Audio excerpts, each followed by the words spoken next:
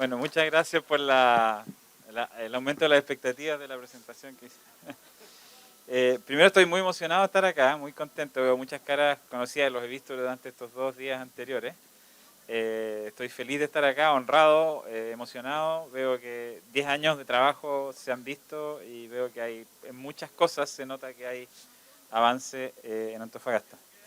Bueno, yo venía de Arup, estuve acá 4 años, que no estaba planificado irme a los 4 años, pero la vida a veces trae cosas que uno no piensa. Y volví a Arup. Y nada, quería contarles un poco de la idea de la presentación que me pidió el CREO. Es un poco una reflexión del trabajo que yo estoy haciendo y cómo un poco, ahora en mi rol de no director ejecutivo, de un poco de provocar una discusión o poner temas que quizás desde mi posición es más fácil poner y provocar un poco una discusión en torno a los temas de sostenibilidad, desarrollo territorial, desarrollo urbano y cambio climático.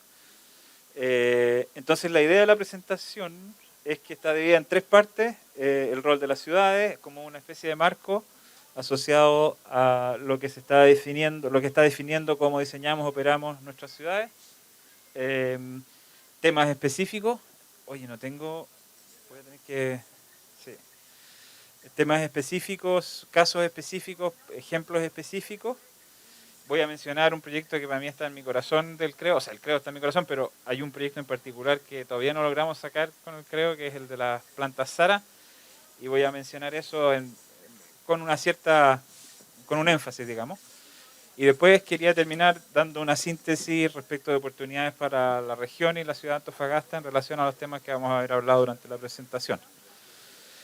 Bueno, yo creo que lo más importante es que Antofagasta, yo creo que el CREO de alguna manera está alineado con los objetivos de desarrollo sostenible y quizás hay que ser muy explícito con eso porque yo diría que por lo menos en los países como Perú, por ejemplo, en el que estoy trabajando ahora mucho, claramente hay un alineamiento desde el nivel central a los ministerios, a las regiones y a los municipios asociados a objetivos de desarrollo sostenible de las Naciones Unidas. Y en ello, el objetivo 11, que es el que está asociado con ciudades sustentables y comunidades sustentables, es el que más nos pega, digamos, el que más nos influencia respecto de cómo guiar nuestros procesos de planificación, diseño, construcción y operación de ciudades. Quisiera, quizás que hay una especie de hilo conductor en la presentación que tiene que ver con un aspecto, con 2 aspectos en realidad. Uno que tiene que ver harto con Antofagasta, que es como temas de sostenibilidad asociados a la operación de las ciudades y de los edificios y de las infraestructuras, que está relacionado con energía, etcétera, con agua. Pero también hay un elefante, así como cuando la marea baja, ¿cierto? Y quedan las rocas arriba. Hoy día, después de 20 o 30 años de políticas públicas en Europa, en Estados Unidos y en Chile ahora también, digamos, de eficientamiento energético, de reducción de consumo energético, en la operación de los edificios y la infraestructura, ese consumo, digamos, ha ido bajando y deja, en esta marea que baja, digamos, deja el otro gran desafío de las emisiones que tiene que ver con la energía y las emisiones incorporadas en los materiales, ¿ya? Que es la mitad del problema. Si ustedes, después voy a mostrar un gráfico, digamos, pero en el fondo, una cosa es cuando yo construyo un edificio y lo empiezo a operar, y en esa operación tengo un consumo energético, térmico y eléctrico, y eso se ha ido mejorando mucho, pero la energía y las emisiones incorporadas en los materiales para construir una infraestructura, un edificio, lo que fuere, no han sido, desde el punto de vista de las políticas públicas, abordados hasta, yo diría ahora, en Europa, y viene un mandato bien fuerte digamos, de reporte de lo que vamos a hablar. Entonces, un poco hay un hilo conductor asociado al tema de la energía incorporada en los materiales y cómo eso está directa y completamente vinculado al tema de la economía circular, ¿no? Y ahí veo un espacio grande en Antofagasta que lo vamos a conversar al final de la presentación. Entonces, ¿por qué les hablo de esto? Porque hay un elemento, y el otro elemento del que les quería hablar, que era este de acá, tiene que ver con el consumo. O sea, hoy día el panel de cambio climático, obviamente que tiene súper claro cuáles son los desafíos, cuáles son las metas y cuál es el nivel de alcance al que tenemos que abocarnos. Es decir, antes se hablaba mucho de Scope 1, 2 y 3, quizás debería haber partido por ahí antes de hablar del tema de higiene corporal. Scope 1 es operación de edificios, Scope 2 tiene que ver con el alcance de los materiales y el Scope 3 tiene que ver con el consumo, es decir, las cadenas logísticas. Si yo me compro una botella de agua, digamos, o me compro un micrófono, la cadena logística del consumo asociado a eso, ¿ya? O sea, yo mido las emisiones que llegan hasta la fábrica y también más allá, digamos, en el caso de los alimentos, hasta la agricultura, etcétera, los fertilizantes, el transporte, etcétera. Entonces, yo diría que ese otro aspecto que es de escala territorial es el otro que quisiera relevar aquí y que tiene que ver con una parte de la presentación que tiene que ver con esto de que hicimos un estudio en ARUP en los últimos, el 2017, donde las ciudades de la Alianza de Ciudades C40, que son 94 ciudades, si uno mira el Scope 1, 2 y 3, el alcance 1, 2 y 3 de la manera de medir las emisiones de cualquier cosa, digamos, en este caso de las ciudades, esas 94 ciudades producen el 10% de todas las emisiones de CO2 equivalente en el mundo. Y voy a mostrar, ese es el estudio, que lo pueden descargar de internet después, desde la presentación, ese estudio que está aquí, hizo ARUP con la Alianza de Ciudades y la Universidad de Leeds. Y eso tiene digamos un driver gigantesco y muy complejo de manejar, porque si uno lo contrasta con esto, que es que hay un crecimiento gigantesco del consumo urbano, o sea, las personas cuando tienen mayores ingresos consumen más, y eso hay que de alguna manera desacoplarlo de las emisiones, porque si no la verdad es que no vamos a llegar a ningún lado, digamos, ¿no? Entonces, aquí hay una medición de lo que significan las ciudades. Si yo mido solamente las ciudades y lo que producen las ciudades dentro de su área, digamos, de su región, ese es el efecto que tienen esas 94 ciudades. Son 1,9 gigatón de CO2 equivalente. Pero si yo miro la demanda por consumo y tomo el Scope 2 y 3, le agrego otras 3,5 gigatoneladas. Y ese es el 10% de todas las emisiones, ¿no?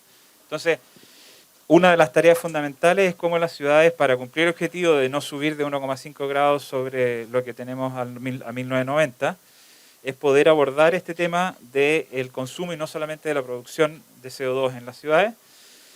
Y para eso tenemos que llegar a ese orden de reducciones, de 50% al 2030 y de 80% al 2050. Y aquí ustedes pueden ver de alguna manera, si ustedes empiezan a mirar el detalle, aquí están todas las distintas sectores, digamos, minería incluida, digamos, ¿no? Transporte, edificación. Esto lo pueden ver en el reporte, pero lo que refleja un poco es que hay grandes paquetes donde uno puede operar y trabajar, donde, por ejemplo, el tema de infraestructura y edificios es uno de los más grandes, como ustedes pueden ver acá, alimentos es otro de los más grandes. Entonces, el desafío está en cómo las ciudades y las políticas públicas de las regiones y las ciudades pueden empezar a obligar, a incentivar y a generar incentivos de política pública para que eso se reduzca. Aquí está mirado desde el punto de vista de un gráfico de barra más simple. Aquí se puede ver cómo hay una expectativa de que la parte de edificación, que no sé si me sirve esto, no se alcanza. Ahí, ¿qué dice?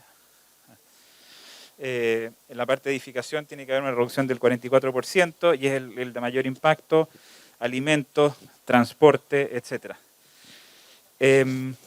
Y vamos a ver ejemplos, así que no se preocupen. Y después aquí hay un ejemplo súper concreto que tiene que ver con los materiales, ¿no? Los materiales de la construcción. El 95, los materiales de construcción, que son los que están ahí, digamos, los principales, eran 5 gigatoneladas o el 15% de las emisiones totales.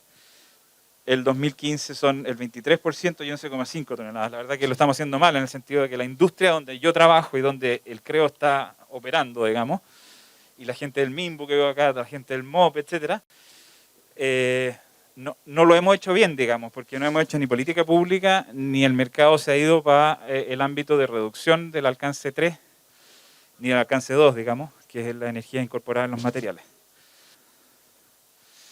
Entonces, las metas, digamos, que hay en este estudio que se hizo en el 2017, estas metas asociadas a eficiencia de materiales, mejorar el uso de edificios, hacer cambio de tipo de materiales, tecnología de materiales, pasar de, por ejemplo, la más obvia, de acero a madera, de hormigón a madera, pero también a materiales compuestos o a cemento de baja energía o emisiones incorporadas, o acero de baja emisiones o energías incorporadas, como el quinto, el 1, 2, 3, el quinto que está ahí, low carbon cement, y el reuso de las componentes de los edificios. Y aquí está el punto que les decía antes, que es como de alguna manera el más importante, que si ustedes miran esta barra, aquí está la energía incorporada y el carbón incorporado, y aquí está la energía operacional. Entonces, esto ha ido bajando mucho, pero esto se ha ido manteniendo en el tiempo. Y hoy día hay una política pública a nivel europeo que viene del Green Deal, del deal verde, del acuerdo verde, que se llama la taxonomía europea, y que les voy a contar un poquito más adelante qué es lo que está obligando a hacer y cómo los desarrolladores inmobiliarios, los inversores públicos de infraestructura, el equivalente al MOP, están empezando a modificar sus decisiones de cómo acceder a qué tipo de materiales para los diseños y construcción de los edificios.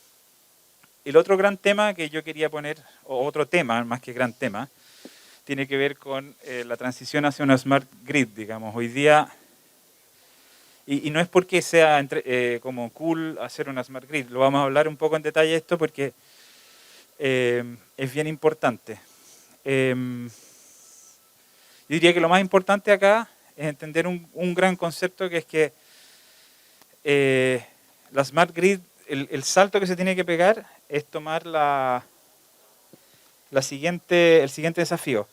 Nosotros tenemos un stock de edificación que para calefacción y refrigeración funciona, para calefacción más que para refrigeración, pero funciona de manera térmica, es decir, es gas que se quema y se genera calor, y eso no es transferible a vehículos, ¿cierto? O sea, uno no puede usar el calor residual de una vivienda para dar energía a un vehículo. Entonces, el desafío principal es pasar toda esa energía térmica a eléctrica, y haciendo toda la energía para uso térmico, además de para iluminación, que es obviamente eléctrica, es pasarla a eléctrico de manera que pueda interactuar con la movilidad.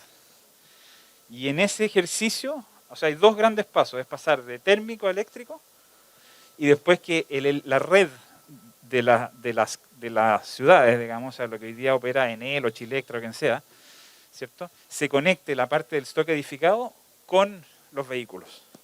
Esos son los dos grandes pasos que hay que dar. De manera, no porque sea cool y porque sea lo que viene, no. Es porque eso permite, y lo vamos a ver un poquito más adelante, unos ahorros gigantescos de construcción, de provisión de energía solar, o sea, de energías renovables no convencionales solares que van a la matriz eléctrica. Y este es el desafío del ciclo de vida del carbón, que yo les comentaba que tenía que ver con dos grandes componentes, la componente operacional y la componente de energía y carbón incorporado. La parte amarilla es la parte de energía incorporada y emisiones incorporadas, y la parte azul es la parte operacional.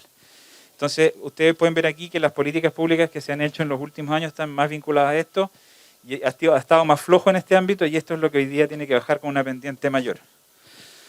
Y esto es lo que les mencionaba respecto de la taxonomía europea, que es una obligación de reportar para cualquier proyecto en 8 sectores industriales que van obviamente desde minería, pesca, agricultura, hasta edificación e infraestructura, reportar el alcance completo de los impactos que yo les mencionaba antes y que se los voy a mostrar aquí en el formato de ciclo de vida. ¿Qué significa esto en términos prácticos? Significa que yo cuando usemos los ejemplos más fáciles para nosotros, un nuevo edificio o un nuevo barrio en una ciudad.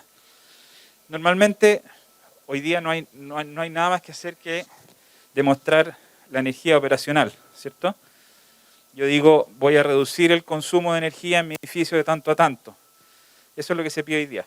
Sin embargo, desde el 2024 se obliga a reportar todo el impacto de emisiones incorporadas en todo el ciclo de vida del proyecto, y lo que queda por hacer, que es lo que viene después, digamos, es el reuso o el remanufacturing, la remanufactura de todos los bienes, o sea, de todos los flujos de materiales que están asociados a un edificio. Y eso es lo que se llama en inglés de la cuna a la cuna, que es desde que parte o sea, un producto que se hace y se termina y se reusa en los materiales, ¿no? Entonces, ese es de alguna manera el desafío principal que tenemos y que hoy día, gracias a una decisión política a nivel continental, digamos, se está obligando a reportar esto a partir desde el 2024. Y con eso quisiera cerrar el tema de como del marco en el cual nos estamos moviendo y contarles que este es de alguna manera el marco conceptual en el que yo quisiera como contar los proyectos de los que voy a hablar rápidamente, que tiene que ver con cambio climático, ambiente y temas socioeconómicos, y los 6 desafíos principales, digamos, que tienen que ver con cero emisiones, economía circular, recursos de agua, polución, biodiversidad, ecosistema, resiliencia, cohesión social y bienestar. Entonces, en la presentación que van a ver ahora de casos específicos, yo pongo en verde, digamos, si este proyecto toca alguno de esos aspectos o no. No voy a meterme en todos porque si no podríamos estar acá 3 horas. Pero este es un proyecto que se hizo el 2000, yo lo he presentado acá, pero quería mostrarlo para otra audiencia porque no sé si son todas las mismas personas, de regeneración integral de una zona industrial muy pobre en Inglaterra, en donde lo principal desde el punto de vista de temas ambientales estaba vinculado al uso del agua y a la energía, a cogeneración y a la recuperación, digamos, de una ganancia neta de biodiversidad y de remediación de suelos contaminados. Es un modelo de implementación público-privada, donde hay captura de plusvalías, que le contaba al Nico en una reunión que tuvimos el otro día. Y eso no requirió, digamos, de cambios ni de ley ni nada, sino que se armó una empresa público-privada donde los recursos eran compartidos, habían unas acciones por el sector público, otras por el sector privado, y permitió hacer este proyecto que hoy día es la zona olímpica, donde hay un distrito, aquí sí por favor te pido, este es un video, pero esto ya está en un 85-90% construido tal cual. Y hemos llevado delegaciones tanto del Gobierno Regional de Santiago como del peruano, digamos, y de otros países del mundo, a mostrar este proyecto en el que yo estuve vinculado al 2002 al 2006 en la etapa de planificación e inicio de la construcción.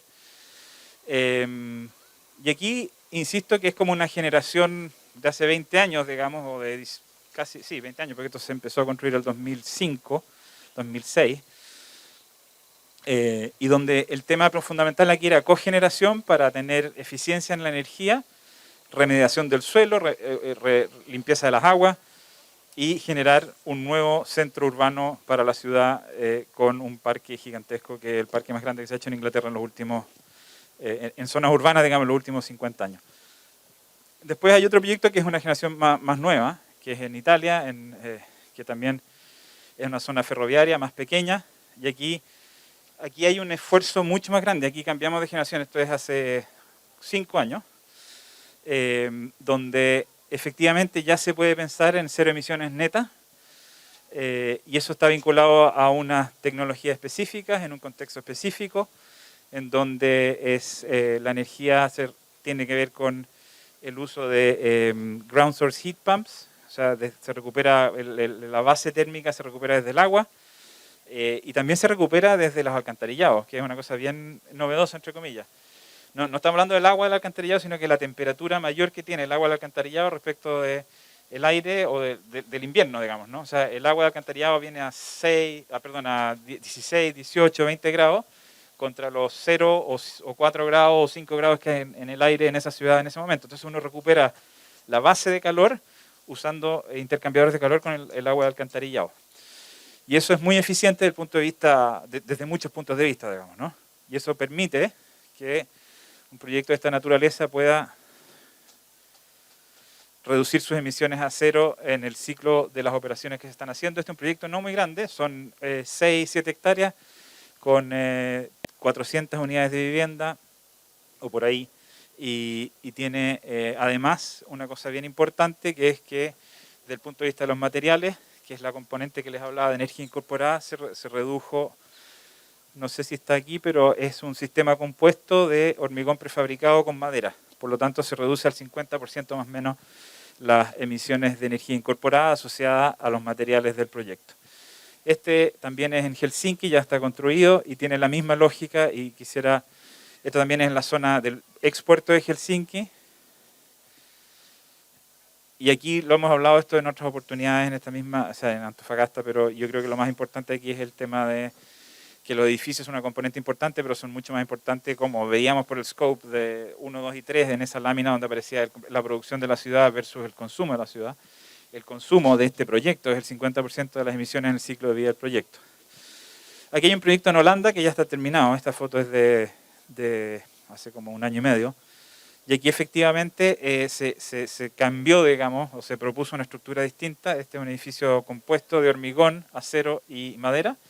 Y se logra una reducción de emisiones del 51% de la componente de energía incorporada en los materiales. Este es otro proyecto que es un poco una provocación respecto de lo que es el terreno del ferrocarril. En Milán había un ferrocarril de cintura y se ha ido desarrollando en el plan maestro de la ciudad, digamos, todos los terrenos asociados a esa zona que son de alguna manera redundantes. Y el proyecto que les voy a mostrar que es este, lo ganamos hace 1 año y ahora estamos en fase de, se acaba de aprobar ¿cómo se dice? La Outline Planning Application, la aprobación municipal, digamos, de este proyecto. Este es el terreno, o sea, estamos en Milán, en una zona que es súper, digamos, una ciudad rica, en un país rico, y existen estas cosas, digamos, existen estos terrenos redundantes, ferroviarios, contaminados, etcétera.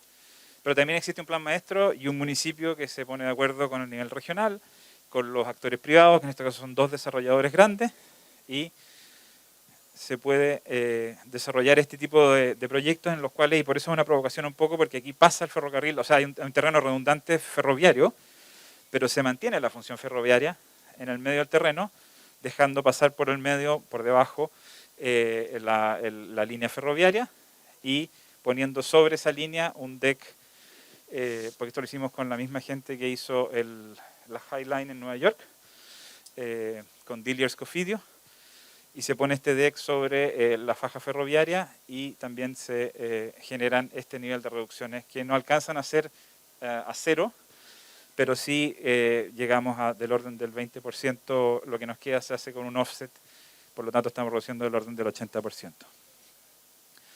Aquí vuelve a usarse también el sistema de ground source heat pumps con recuperación de calor del alcantarillado. Se está discutiendo si va a ser un loop abierto o cerrado, pero al final del día aquí están todos los incentivos bien puestos desde el punto de vista del Green Deal, de la taxonomía europea, de los financiamientos del gobierno italiano en este caso y del gobierno municipal para poder hacer este tipo de iniciativas. El otro proyecto es un proyecto que acabamos de ganar, que estoy súper orgulloso, no porque yo lo haya dirigido, sino porque la oficina donde hoy día trabajo de Arup en Milán lo terminó, que es la reconversión del estadio de la Fiorentina en Florencia, con un parque, un techo verde, digamos, de 4 hectáreas, con todos los usos debajo de ese techo y que tiene en el techo nuevo que se hace para el estadio el 100% de la energía de iluminación se saca de los paneles fotovoltaicos del techo y el 100% del riego se saca de tanto el techo como del techo del estadio como del techo verde pisable, digamos, que es donde están las zonas deportivas, un centro comercial chiquitito y una zona deportiva, o sea, una infraestructura deportiva tipo gimnasio debajo de esto también. Y este es el proyecto y aquí también está el tema de cero emisiones respecto de la energía operacional.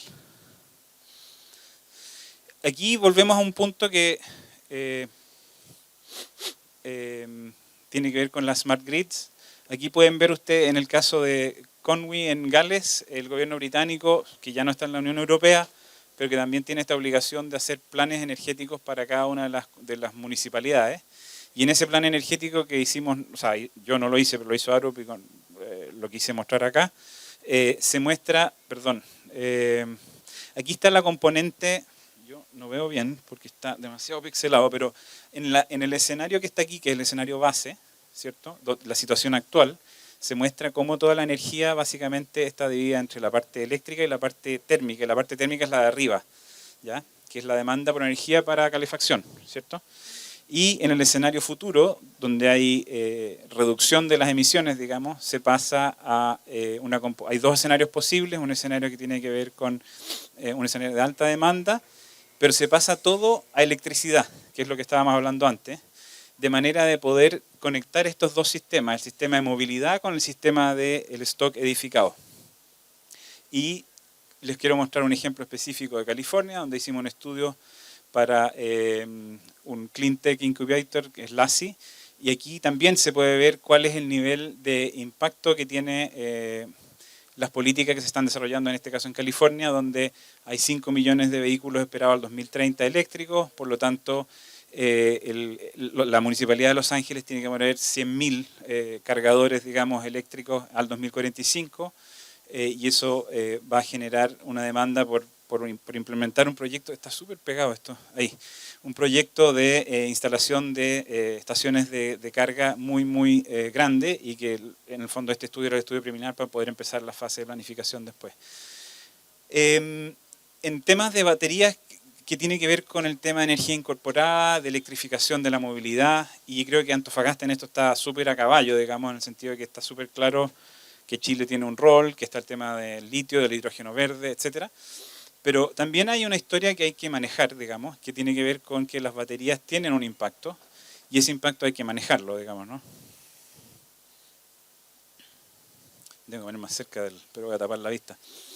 Y aquí está cómo en el ámbito, en el ciclo inicial, digamos, de extracción del litio y de todo el níquel, cobre, etcétera, más la producción de los elementos base para la batería, se genera hoy día un importante componente de emisiones que van a crecer a 182.000 toneladas de CO2 equivalente al 2030. Por lo tanto, eso también tiene que ser abordado, y ahí es donde está la oportunidad de Antofagasta. O sea, ahí está donde está, por ejemplo, el hidrógeno verde, no asociado solamente a la operación y alimentar un vehículo con hidrógeno verde, o con energía solar térmica concentrada, como es el proyecto de Dominador, se llama. Ahí es donde Antofagasta tiene una ventaja competitiva gigante, porque esa energía incorporada que está ahí, y que va a ser 182 millones de toneladas, Antofagasta podría ayudar a reducirla, ¿cierto? Y reduciéndola, ser mucho más competitivo como región y como cobre nuestro, digamos, ¿cierto? O litio nuestro, en la venta de esa componente fundamental para el desarrollo de baterías. Y aquí está el punto que les mencionaba antes en relación a compartir plataformas, ¿no? Que es lo que decía, de conectar la parte de movilidad con la parte del stock construido. Si nosotros lo lográsemos como un gran desafío, digamos, como una gran visión, conectar los vehículos a la red, podríamos reducir los costos de esa infraestructura del orden del 90%. Y eso tiene que ver con que, imagínense que todo el stock de edificios de una ciudad fuese eléctrico y no térmico, ¿cierto? O sea, la parte eléctrica es iluminación, obvio, ¿no? Pero la parte térmica, que es lo que estábamos hablando antes, fuera la calefacción y la refrigeración de las viviendas y de los centros comerciales, de las oficinas, etcétera, fuese eléctrica. En el fondo lo que estamos haciendo es transferir algo que ya tenemos como stock de generación de electricidad, ¿cierto? Darlo como oferta a la movilidad. Lo que habría que hacer, si no se hace eso, es construir más provisión de plantas eléctricas, o sea, más solar térmico concentrado, más fotovoltaico en los techos de edificios o en gran escala. Pero ya existe esto otro, y esa demanda existe. Entonces, en el fondo uno se ahorraría, ¿cierto?, toda la construcción de nuevos supplies de energía, renovable no convencional, usando el stock de edificios que tienen una demanda por calor y reenfriamiento, pero pasándolo todo eléctrico, yo puedo empezar a jugar con la punta o sea, en las noches, por ejemplo, que es la más obvia, ¿cierto? Yo conecto mi vehículo a la red y uso la energía de los edificios, porque a esa hora nadie está usando la calefacción o la está usando muy poco, etcétera, etcétera. Entonces, ese es el gran desafío que tenemos por delante, de hacernos el salto eléctrico, de térmico eléctrico, y conectar estos dos sistemas, el sistema de edificios con el sistema de movilidad. Y aquí está el tema que hablábamos un poco de Antofagasta como oportunidad, que en el caso de Australia se estima que el valor de los metales recuperables son 138.000 toneladas, será del orden de 13 a 3.000 millones de dólares australianos al 2036. Y aquí voy a entrar en un tema que es una provocación también, que es al final de la presentación, que se la conté a Nico antes de hacerla, pero quería terminar también con otros ejemplos, que es Constitución en Chile, donde hay en relación a economía circular, nos tocó trabajar antes de venirme a Antofagasta con Elemental y con el gobierno regional y el municipio después del terremoto tsunami que afectó el 2010 a Chile, y se propuso recuperación de calor de la planta de celulosa para hacer estas piscinas que hoy día están instaladas y que yo creo es una de las cosas más emocionantes que me ha tocado hacer, además de haber trabajado en el CREO y hacer las cosas que estamos haciendo acá, de ver cómo esta fundación, que es sin fines de lucro, tiene estas piscinas y en Constitución, en la séptima región de Chile, en invierno, los niños van a clase de natación en un día de invierno y recuperan el calor de la planta de celulosa, y el costo de eso, tanto desde el punto de vista de la boleta como de las emisiones y de la energía, es cero. En el caso de Perú, que nos ha tocado trabajar harto, quisiera hacer una mención súper concreta del tema de cambio climático y resiliencia. Estamos trabajando en una cosa bastante... Yo pensaba que el CREO era complejo, esto es aún más complejo. Nos llamaron para ayudar desde el gobierno, digamos, británico, con 3 empresas, en las cuales Arup es la más grande, digamos. Estamos ayudando al gobierno de Perú a reconstruir 74 colegios, 15 hospitales y hacer todos los planes de gestión de cuenca de 17 ríos, con sus defensas fluviales y con sus drenajes urbanos en 6 ciudades, entre las cuales está Piura, que es una ciudad de 700.000 habitantes que no tiene drenaje urbano y no tiene alcantarillado tampoco. Entonces estamos en un plan, digamos, muy agresivo de terminar esto muy rápido, porque obviamente es una emergencia. Y ya estamos en construcción en los 2 ámbitos que ven aquí a la izquierda, escuelas y hospitales, están todos en construcción. Hay el 10% de la escuela está terminada después de 2 años y medio de haber iniciado la colaboración, y las licitaciones para todas las gestiones de cuencas se están empezando a hacer ahora. ¿Y por qué menciono esto? Lo menciono por algo que se dijo aquí también, que lo planteó Araceli, digamos, en relación... Perdón, se corrió la diapositiva. Si podemos volver para atrás para hacer el video. No, ahí hay que meterse en el medio para que... Eso. Aquí la verdad es que uno de los grandes desafíos era convencer al gobierno peruano de que había que incorporar estándares más altos asociados a resiliencia y respuesta a cambio climático, porque como había mucha velocidad y había un presupuesto que es bien grande, pero hay mucho que hacer, digamos, y lo que hicimos fue hacer una herramienta digital que permite demostrarle muy rápido al gobierno que si no se aborda con estándares de cambio climático, que en el caso de esta zona de Perú se requiere incorporar un 25% de aumento de lluvia, digamos, respecto de lo que ha sido tendencialmente, y una frecuencia mayor, la infraestructura que se construye va a tener un valor o un tiempo útil de vida de 10, 15 años, ¿no? Entonces van a hacer un esfuerzo de 5.000 millones de dólares para 15 años. Entonces hicimos toda la modelación para mostrarle que cada uno de estos casos no iba a tener el efecto requerido para el tiempo requerido, y con eso los convencimos de que se aplicara un estándar mayor y por lo tanto que las infraestructuras fueran de mayor envergadura, por decirlo de alguna manera, y que tuvieran más componentes de lo que en inglés se llama nature-based solutions, o sea, humedales, por decirlo en términos muy concretos, para ir también abaratando los costos en ese ámbito. Y lo otro que hicimos, que también creo que es importante, que tiene que ver con quizás algo que no está directamente relacionado con esto, pero así como también lo hicimos en el CREO, y creo que ha sido uno de los elementos fundamentales de generar capacidades en Antofagasta y mejorar las capacidades en Antofagasta, porque las hay, en nuestra oferta, cuando participamos de este proceso, que era una competición entre los gobiernos de Canadá, Japón, Estados Unidos, Inglaterra, Francia, Holanda, hicimos una propuesta de construcción de capacidades que era muy agresiva o muy ambiciosa desde el punto de vista de tener cursos, de tener aprendizaje en el trabajo, de tener módulos de transferencia de conocimientos técnicos en el trabajo. Y hoy día, bueno, fue una de las cosas que nos hizo ganar, digamos, esta colaboración con el gobierno peruano, y hemos podido hacerlo. Y quisiera terminar con este, que es el que más es como que lo tengo en el corazón, que es SARA, digamos, el sistema de aguas recicladas para Antofagasta, porque creo que este proyecto es un proyecto que representa una oportunidad gigante en lo que normal o tradicionalmente se llama la sostenibilidad triple, ¿no? Que es social, ambiental y económica. Económica porque se reduce el costo del agua para riego. Social porque se genera oferta de espacio verde, porque es mucho más barato hacer agua en Antofagasta, o sea, sería más barato hacer agua. El cálculo que hicimos en ese minuto, que no sé si ha cambiado mucho, era que se pagaban 1.400 pesos por metro cúbico, con el agua potable cuesta 1.400 pesos por metro cúbico y en este caso son 300 pesos por metro cúbico. Puede que haya cambiado eso marginalmente, no lo sé. Y desde el punto de vista ambiental, lo que hace es que evita botar agua tratada primariamente al mar, pero además, una cosa que para las que son biólogos o químicos acá, es que repone en el suelo los nutrientes que tiene el agua de alcantarillado, que permiten que pueda haber una vegetación más rica, más sana, más rápida, de mejor calidad ambiental.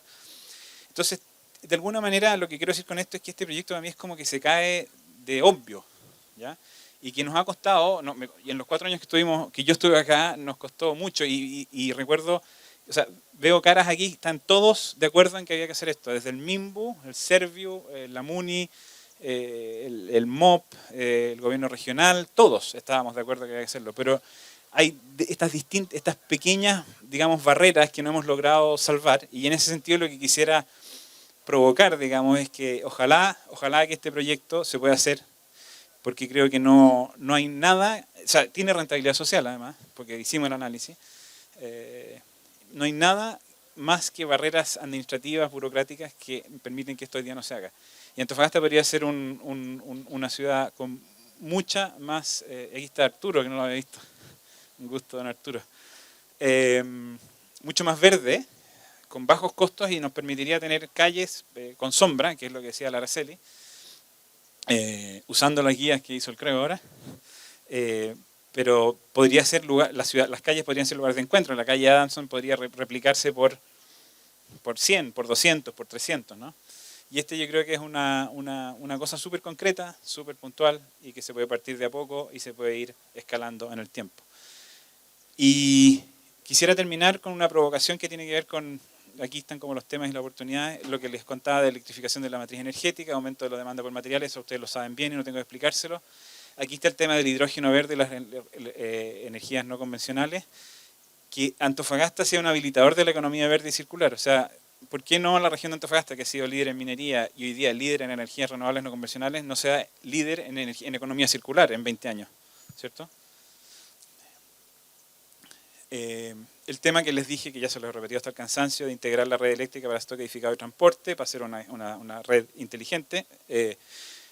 Y quizás Antofagasta tiene la escala adecuada, pues se podría partir en Sierra Gorda quizás, conectando las dos componentes, ¿cierto? Vehículos eléctricos y stock de edificios, o se podría partir en un distrito de Antofagasta, pero que Antofagasta fuera una de las ciudades pioneras en Latinoamérica que tenga su red completamente electrificada y la movilidad crecientemente eléctrica se vaya generando estos beneficios gigantescos, ¿no? Esto yo creo que el segundo punto, ustedes lo saben bien porque creo es eso, es conectar la innovación tecnológica y social para mejorar la calidad de vida, reducir los costos de operación, generar licencia social, crear valor local.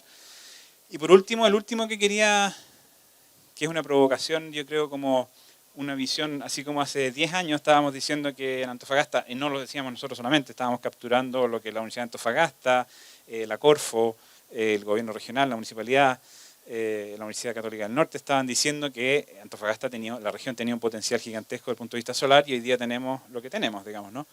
Pero yo creo que lo que viene ahora es, si se acuerdan de ese gráfico del ciclo de vida de análisis de un proyecto que tenía varias barritas, ¿no?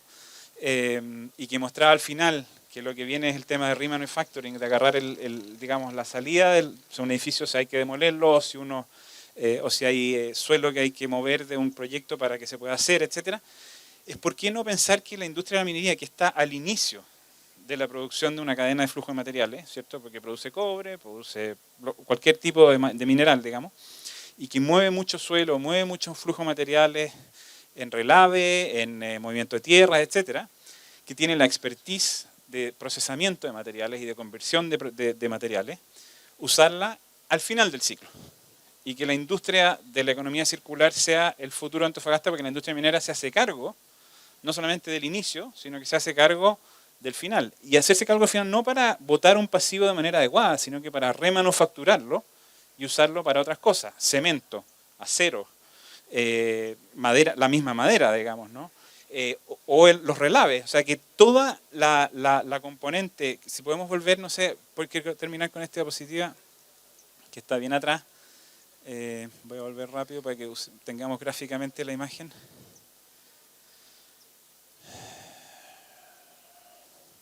Aquí está, esta, ¿no? O sea, aquí está la minería hoy día, ¿no? Que produce materiales para distintas componentes, digamos, de la construcción, ¿cierto? O de la movilidad, en este caso eléctrica.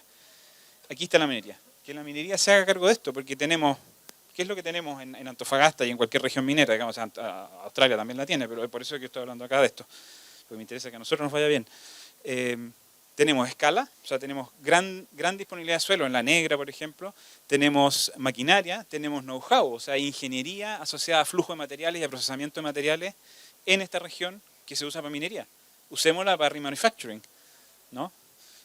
Y tenemos todas las tecnologías que se han ido aplicando a la minería, pero usémoslas para esta. Obviamente que hay que modificar algunas cosas, pero que si la minería entra por acá y puede resolver el problema de acá, yo creo que sería un salto gigantesco de meternos desde minería a energías renovables, a economía circular en la región de Antofagasta y darle mayor sostenibilidad aún a esta región que le quiero mucho. Eso, gracias. Un fuerte aplauso para esta tremenda charla de Alejandro Gutiérrez, que nos ha mostrado, como yo decía, viene desde el futuro y nos está mostrando ciudades que nosotros queremos que sea Antofagasta. Y ahí yo voy a abrir las preguntas. A lo mejor me van a echar después de esta pregunta, pero Alejandro, ¿por qué no podemos ser como las ciudades que tienes en tu diapositiva? ¿Qué nos falta?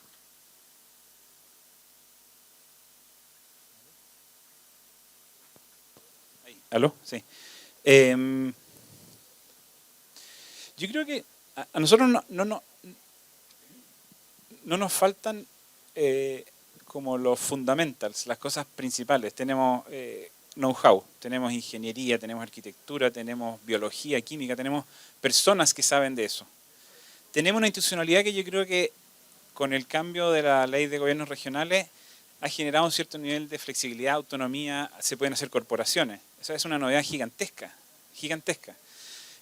Tenemos una economía que, o sea, la región de Antofagasta, por mucho, o sea, es de las economías más vibrantes, o sea, yo creo que la más fuerte de todas las regiones de Chile, a excepción de la metropolitana probablemente.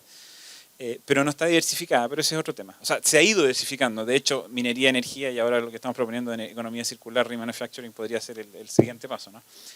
Yo creo que están todos los elementos, yo creo que el problema es de coordinación y confianza, que es lo que siempre hemos dicho, ¿no? De coordinación y confianza, yo creo que hay un espacio gigantesco para mejorar la coordinación y mejorar la confianza de colaboración. Yo creo que ahí está el gran desafío. Yo siempre he dado este ejemplo y lo he dado aquí, quizás ya me lo han escuchado 1000 veces, pero y Chile yo creo que está en el medio de este dial que voy a mostrar dos extremos, ¿no? En China, para nosotros firmar un contrato para una consultoría X, da lo mismo cuál sea la consultoría, digamos, nos demoramos 3 meses, 4 meses en firmar el contrato porque no nos creemos, no tenemos confianza entre las partes, que esta cláusula, que aquí tú me vayas a hacer trampa, que no me va a pagar la última cuota, que, ¿cierto? En Dinamarca, el mismo contrato, 2 semanas. Entonces, Chile yo creo que está a mitad de camino entre Dinamarca y China, no está en el lado de China ni en el lado de Dinamarca. Pero yo creo que hay un tema de colaboración y confianza que hay que ir construyendo y creo que estas instituciones o estas como iniciativas de articulación, entre las cuales está el CREO y hay otras que no tienen nada que ver con el CREO, digamos, hay muchas fundaciones, organizaciones sin fines de lucro, de las cuales hay algunas personas que no me acuerdo los nombres de las instituciones, pero de reciclaje, de la del Araceli, de temas ambientales. O sea, digo que el tercer sector, digamos, que no es ni gobierno ni privado, ¿cierto? Esa articulación, esa madurez y densidad institucional del tercer sector ha ido creciendo en Chile y yo creo que hay un espacio que tiene que madurar y densificarse, digamos, para generar esa sensación de colaboración y esa función de colaboración que se requiere para que esto se alinee y funcione. Y lo último, quizás que es lo más técnico, por decirlo de alguna manera, es que yo creo que, y aquí me ayuda Nico y el exintendente que están acá, los convenios de programación son un instrumento que yo creo que tiene mucho potencial, pero que se usa poco. Porque en el fondo, este tipo de inversiones que tiene asociada una política pública no se hacen de un año para otro ni en 3 años. Se demoran 5, 7, 10 años. O sea, que en Milán el terreno que les mostré, el segundo, Porta Romana, es el último terreno de la faja, del circuito ferroviario y se han hecho 4. Y esos 4 se han demorado 15 años, ¿no? Pero es porque había un plan y una asociación público-privada entre la empresa de ferrocarriles, el municipio, el gobierno regional y platas de la Unión Europea. Entonces, si uno piensa que va a mejorar una ciudad en 5 años, en 3 años, en 4 años, no va a suceder. Si tiene que haber continuidad de un plan, ¿cierto? Y esa continuidad, si está asociada a confianza y a un mecanismo, como podría ser un convenio de programación alargado, por decirlo de alguna manera, que tiene obviamente indicadores de performance y que si no se gasta la plata hay todo un tema ahí, digamos, ¿no? Pero yo creo que ese es el otro elemento que yo creo que sería importante empujar. Abrimos la ronda de preguntas. Aquí tenemos ya una...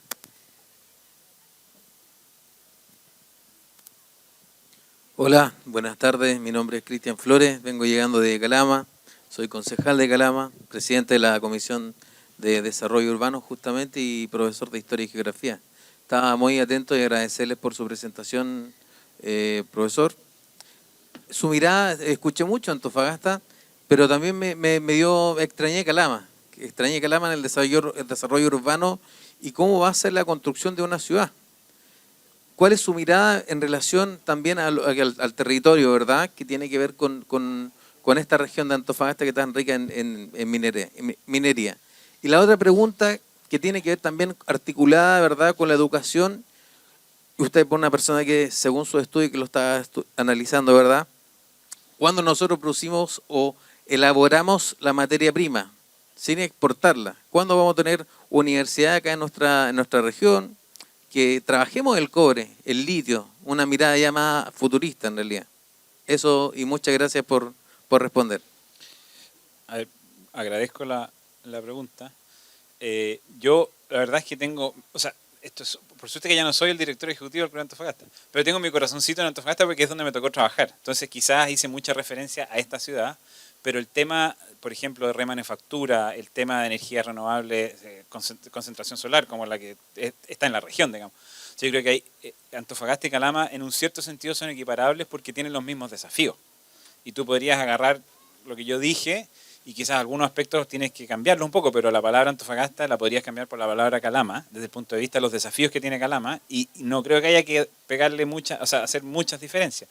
Pero a nivel regional, claramente que los desafíos que ustedes tienen son los mismos que tiene Antofagasta, digamos, ¿no? O sea, si ustedes en la gran minería pueden tomarse y hacerse cargo de la remanufactura de flujos de materiales de las regiones primera, segunda, tercera, cuarta, y que este sea el centro de la economía circular del norte de Chile, si es la mitad en Antofagasta y la mitad en Calama, a mí la verdad es que no me va ni me viene, digamos, ¿no? Pero es como pensar en eso. Lo mismo con las energías renovables no convencionales. Son de la región y ahí hay especialización en Antofagasta, en Calama.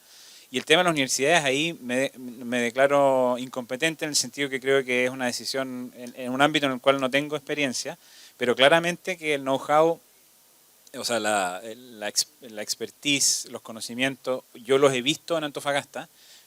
No tengo, y esto te pido disculpas, pero no sé si están, no lo sé, no es que no estén, no lo sé si están en Calama, y quizás hay un tema ahí asociado a la estrategia de desarrollo territorial de nuestro país, y en este caso en esta región, en donde debe haber instituciones de educación superior también en la segunda o la otra ciudad más grande que tiene la región y que es tan importante para la región, digamos, ¿no? Y eso, vuelvo ahí, yo ahora estoy viviendo en Italia, digamos, trabajando para la misma empresa, y claro, ahí en el sur de Alemania y en el norte de Italia son los territorios en Europa más dispersos desde el punto de vista de desarrollo económico, cultural y territorial, pero es por una cuestión histórica. O sea, hay universidades de clase mundial en una ciudad de 100.000 habitantes repartidas por el norte de Italia, y lo mismo pasa en Austria y en el sur de Alemania, ¿no? Son mucho más, o sea, el desarrollo económico y territorial está más distribuido, pero eso es por una razón histórica y por política pública, pero yo creo que evidentemente que nuestro país tiene que ir para allá porque se está complejizando y tiene que ir para allá, digamos. Y la segunda pregunta se me fue, perdona. ¿O ya te respondí? Ya. Continuamos con las preguntas. María Araceli había levantado la mano primero. Hola Alejandro, bueno, mi nombre es Araceli Marín, yo soy presidenta de la Corporación Cultama y también parte del Consejo Ciudadano Antofagasta. Y estando sumamente de acuerdo en que todos nuestros sueños sería tener esas ciudades que tú mostraste, tenemos un problema no menor en términos de la economía circular y que tiene que ver con las leyes. Y también tiene que ver con las confianzas. Porque existen organizaciones como nosotros, Cultam, 12 años en la región, en donde la región no tiene confianza en organizaciones no gubernamentales para hacerse cargo de administración o manejo de economía circular de los residuos de las mineras.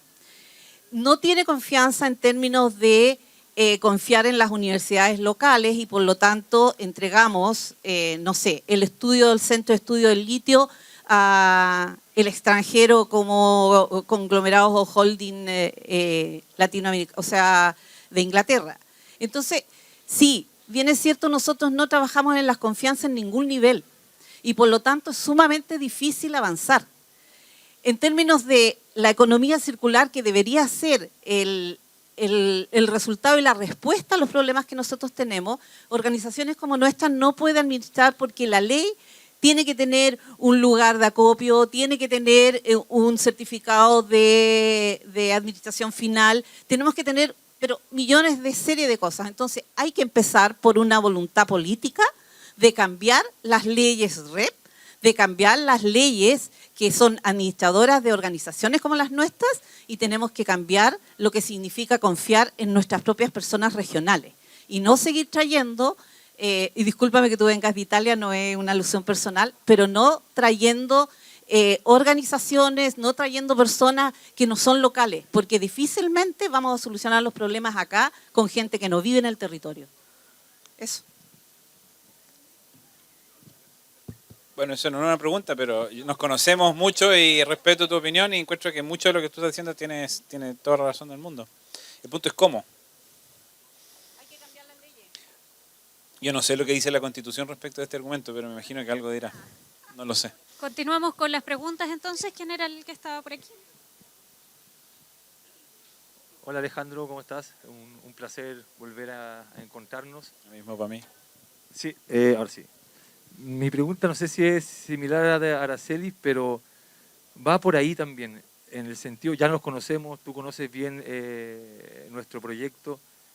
Acá está el profesor Emilio Ricci, con quien hemos hecho investigación en Islas Canarias, que es uno de los lugares más turísticos del mundo, que tiene un borde costero como el de Antofagasta. Hemos hecho investigación en Sri Lanka, trabajamos bajo un proyecto que nace en Holanda, que es el triple hélice de innovación. Y vengo de la población del Golfo, siempre lo cuento fuerte, ¿sí? Pero nos pasa que tenemos proyectos territoriales súper importantes que nos han dado reconocimiento de diferentes lugares del mundo, de acá de Chile. Voy a hablar con los gobernadores y le encanta el proyecto, ¿sí? Pero después cuando viene el camino hacia abajo, nadie te entiende. O sea, es como que estuviera hablando en chino. Las personas que tienen que revisar los proyectos, todos los conductos que pasa, al final se disuelven. Y como dice Araceli, después uno ve y terminan las mismas organizaciones llamando a instituciones de otros países, por ejemplo de España, ¿sí? Que nos llaman a nosotros para hacerle una radiografía del territorio, y ahí se van un montón de recursos, pero cuando uno va a hablar con las autoridades, el conducto y el camino después pasa por tantos departamentos y que no se entiende la idea que uno lleva. Entonces, nos pasa, comparto lo que dice la Araceli, nos pasa mucho, siendo que nosotros tenemos respuestas súper importantes para las problemáticas que tiene nuestro territorio, pero en ese camino se van la energía, las ganas y muchas cosas que quedan ahí en manos de personas a veces que no tienen el conocimiento territorial para tomar ese tipo de decisiones. Entonces nos vemos y todos los años es lo mismo, porque cambian las autoridades, cambian las personas que revisan los proyectos y todos nos topamos con la misma piedra siempre. Entonces, desde tu camino que has hablado con diferentes gobiernos de diferentes lugares del mundo, ¿cómo resuelves ese camino que es tan complicado para lograr conseguir tu objetivo?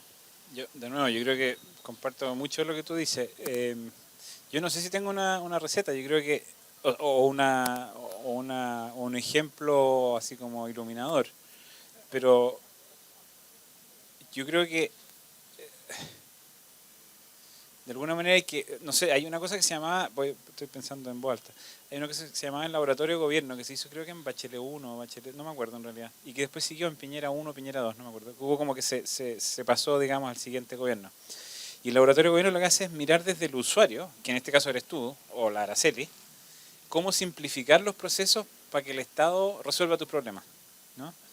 Entonces yo creo que ahí hay un tema como de poner en el centro de la agenda que los ciudadanos puedan ser como activos agentes, digamos, en la construcción de programas como el tuyo o lo que hace la Araceli, ¿no? Y ahí no sé si hay recetas del laboratorio de gobierno de simplificar los procesos de aprobación de proyectos, etcétera, pero como mirarlo como el usuario que quiere activar su relación con su territorio a través de apoyo del Estado a nivel local, municipal, o sea, local, regional o nacional. Y ahí quizás dar un ejemplo que no es directo a lo tuyo, Arturo, pero que yo creo que también es una provocación que le hice al equipo del CREO ayer o anteayer, no me acuerdo, que tiene que ver con energía comunitaria, energía eléctrica, digamos, estoy hablando en este caso. Que en Inglaterra en los últimos 20 años se pasó de tener, creo que 200 proyectos de energía, de generación de energía renovables no convencionales comunitarios, a creo que 20.000. O sea, era como dos saltos de escala, ¿no?, de energía comunitaria. Y eso es porque se generó una política pública y se permitió que las comunidades organizadas, o sea, junta de vecinos X, digamos, o junta de rural X, pudiese constituirse como entidad, digamos, legal, invertir en energía y vender energía a la red, a escala pequeña. ¿Ya?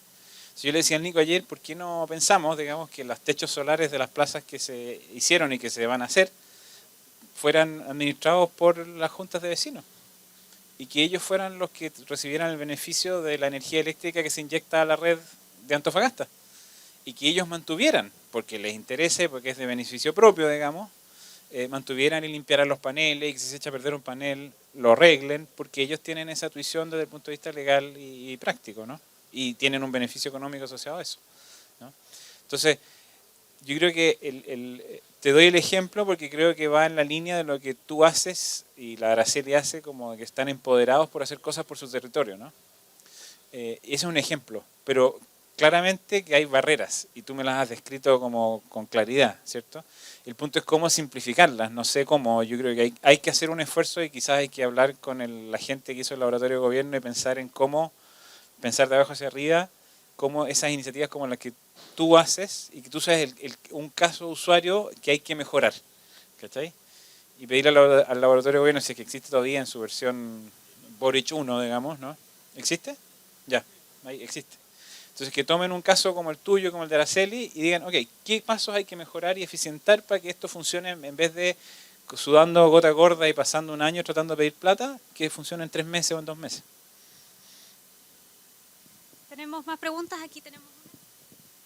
Hola Alejandro, qué felicidad estar acá compartiendo este final Un gusto, de ciclo y comienzo Cristian. de otro ciclo, ¿no?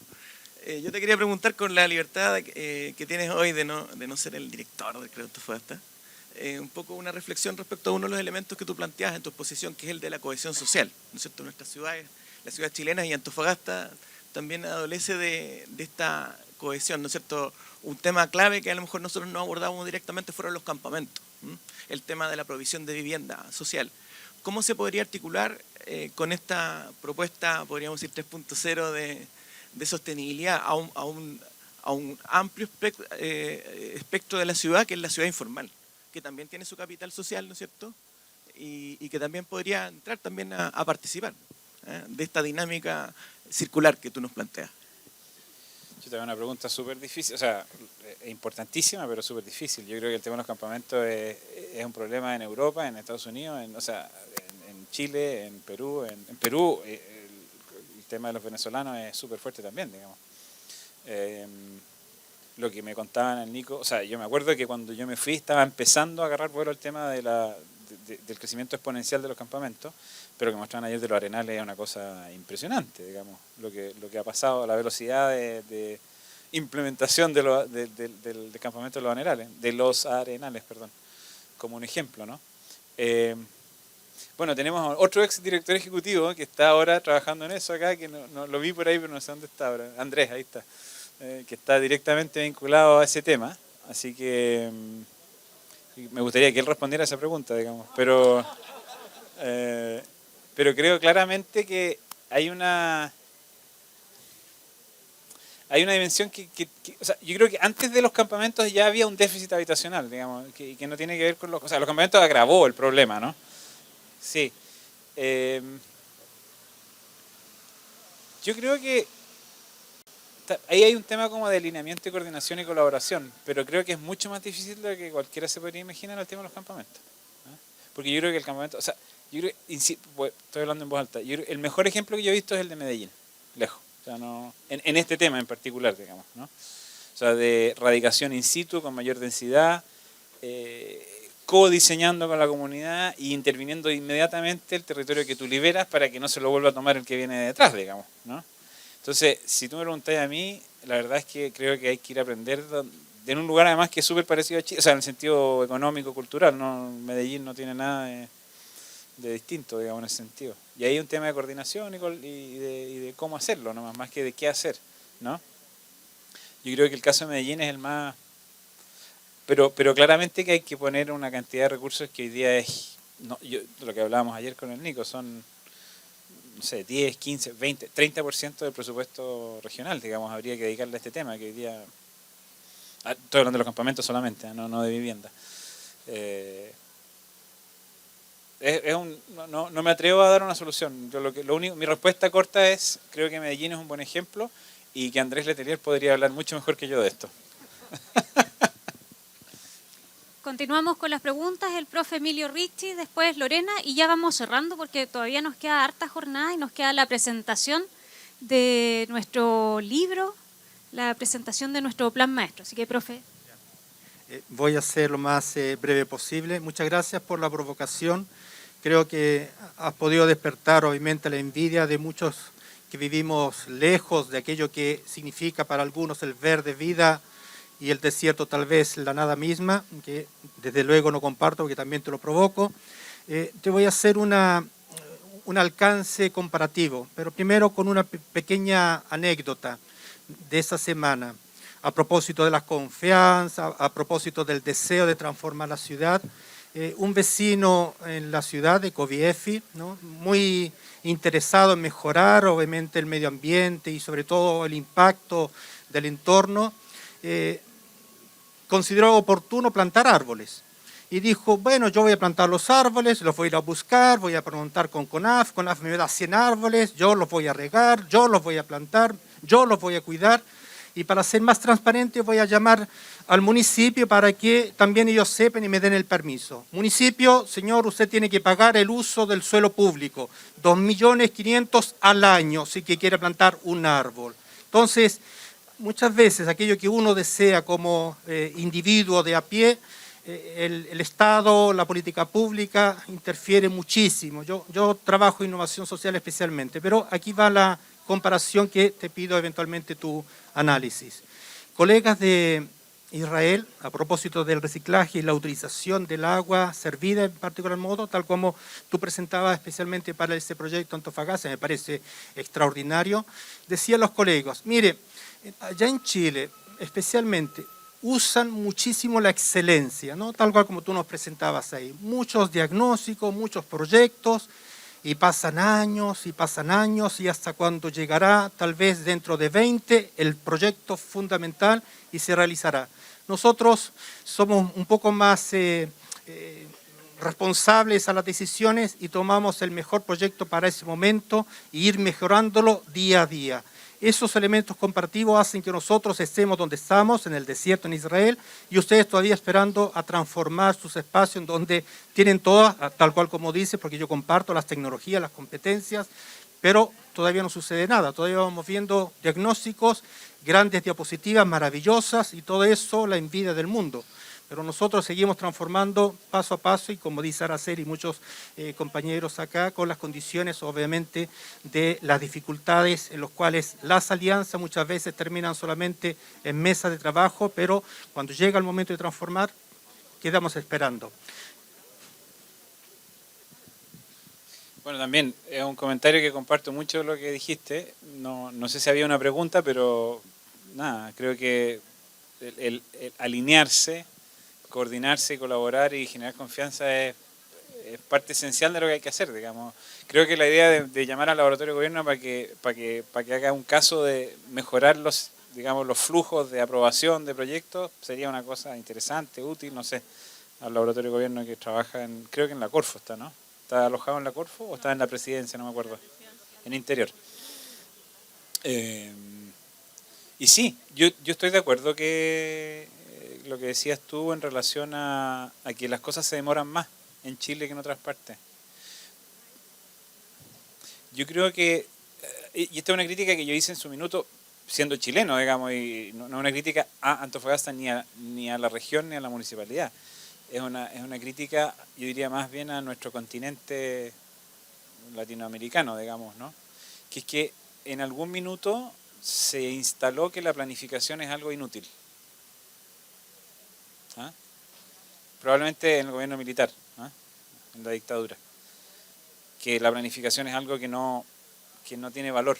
¿Ah? Y yo, como he tenido el privilegio de estar en el contraste de estar acá y estar allá muchas veces, digo allá en Italia o en Inglaterra o en Finlandia o en Dinamarca o donde fuere, digamos, y en China. China, porque es un país comunista, la planificación es una cosa seria. Y yo creo que la planificación, cuando tiene instrumentos de implementación, es una receta fundamental. Y yo creo que hay una cuestión que aquí no se le cree a la planificación. Y eso es un tema que no es menor. De hecho, yo siempre he insistido en esto y claro, en los países anglosajones existen los planes maestros, que es lo que va a presentar el Nico ahora. En Chile no existe, en la Ley General de Urbanismo y Construcción, no existe el plan maestro, existe el plan regulador y el PLADECO, y el de Estrategia de Desarrollo Regional, ¿cierto?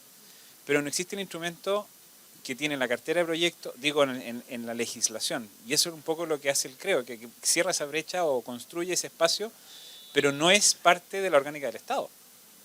Puede influir, puede tratar de articular, y ese es el esfuerzo que se está haciendo. Pero ese es un instrumento que se necesita, digamos. O sea, si Milán no cerró el anillo porque se le ocurrió porque está en el plan regulador.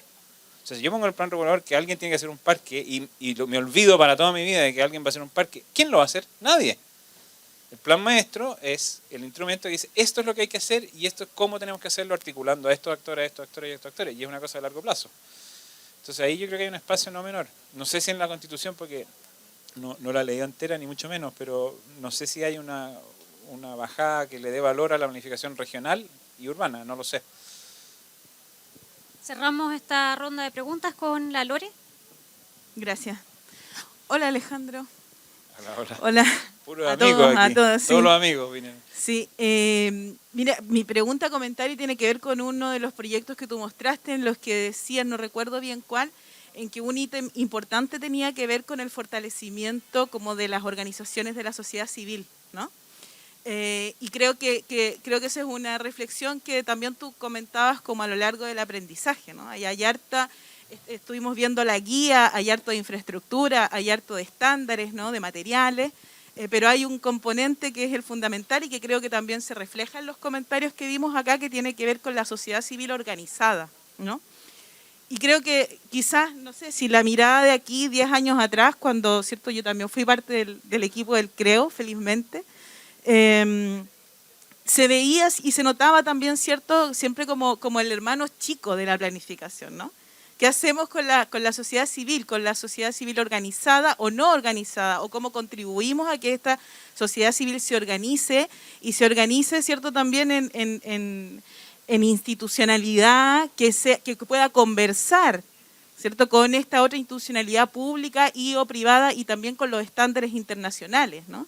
Creo que cada vez eso es más fundamental y yo me imagino y sé y conozco que vamos a ver harto de esos esfuerzos que se hizo con el CREO a lo largo de todo este proceso y que vamos a ver en el plan maestro. pero ¿dónde crees tú que está quizás los énfasis que tienen que venir en esto de aquí a 10 años más? Porque ese va a seguir siendo un desafío, ¿no? Y si bien es cierto, creo que en Antofagasta, hoy día aquí lo vemos, las personas que han hablado y que están aquí estaban también hace 10 años atrás y han seguido ahí permanentemente. Entonces, ¿cómo hacemos que eso crezca en los siguientes 10 años? Sí, yo ahí creo que también estoy 100% de acuerdo contigo. Creo que eso tiene que, el tercer sector, por decirlo de alguna manera, tiene que tener un espacio institucional con instrumental también, ¿no? Yo siempre usaba este ejemplo de que Chile el 90 tenía un producto per cápita, creo que eran $5.000 al año, y cuando partimos con el CREO eran $17.000 al año, ¿no? El 2014, el 2013, hoy día debe estar en 19.000, no sé, por ahí, 20.000. Y eso no es un número nomás, eso es que el territorio se ha complejizado, que hay más fricción entre distintas actividades productivas, comunidades, ambientes, porque hay más cosas en el territorio. Y esa curva ha sido exponencial, digamos, ¿no? O sea, el desarrollo económico y lo que ha significado en inversión en el territorio, ¿no? Pero nuestra institucionalidad no ha subido a ese nivel. O sea, con Nico cuando estábamos en el CREO fuimos a Helsinki, ¿no? Y la Municipalidad de Helsinki tiene 200 profesionales que se dedican a la planificación de la ciudad. No es magia, no es que seamos lesos acá, no. O sea, la primera respuesta que es que aquí hay capacidades. El punto es que no hay suficiente cantidad de personas y el instrumental para hacer esas cosas. Entonces, lo mismo vale para el tercer sector. ¿Cómo se genera unos instrumentales, una gobernanza que sea parte de la, digamos, de la ley, de transferencia de capacidades de los gobiernos, del nivel central al gobierno al nivel regional? Quizás ese es un espacio que no está identificado y es súper potente lo que estáis diciendo.